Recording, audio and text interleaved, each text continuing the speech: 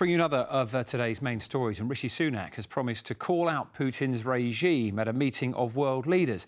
The Prime Minister is in Bali for the summit of the G20, that's the world's biggest economies.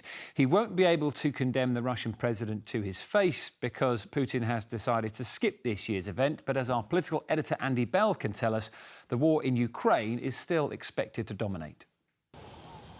Rishi Sunak arriving on the Indonesian island of Bali. He may have plenty to keep him busy at home, but the new Prime Minister was not going to stay away from a gathering of the world's 20 most powerful countries.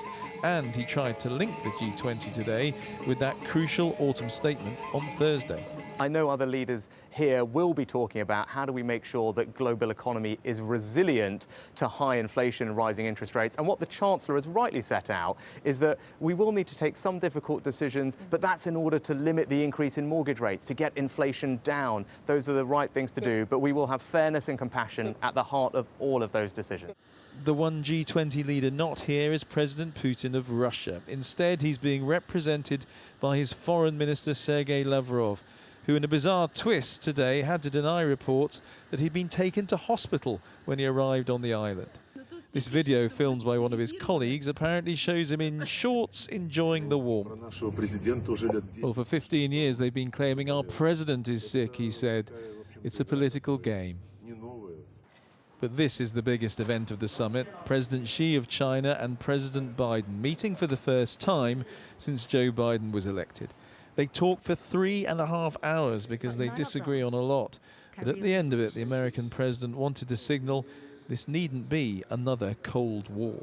We're going to compete vigorously, but I'm not looking for conflict. I'm looking to manage this competition responsibly.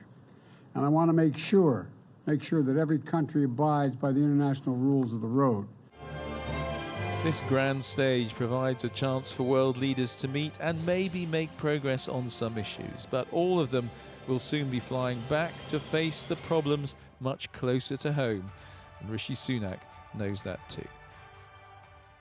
You don't often get to say this, but let's go live to Bali because our political editor Andy Bell is there, flying out on the Prime Minister's plane. Andy, really good to talk to you. Now, PMs generally have a chat with people like you, don't they, reporters on planes like this. So what did you talk to Rishi Sunak about today?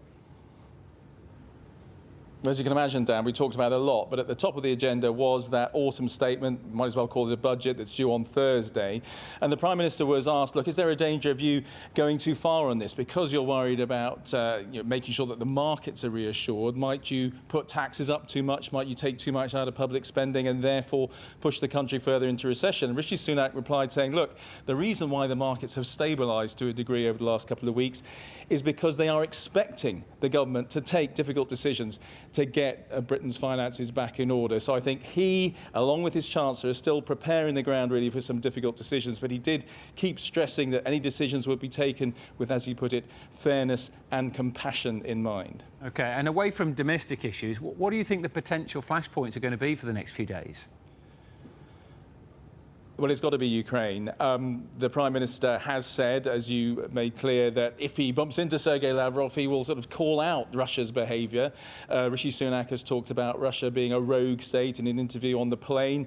He talked about Russia becoming a pariah state because Vladimir Putin wasn't prepared to come here. But he also knows that while you have countries like the US completely on the UK side, you have other important countries like China and India taking a very different view about what to do about Russia, and there will not be a unanimous denunciation of Russia here at this summit. OK, Andy, we'll speak to you again later on, but for the moment, thank you.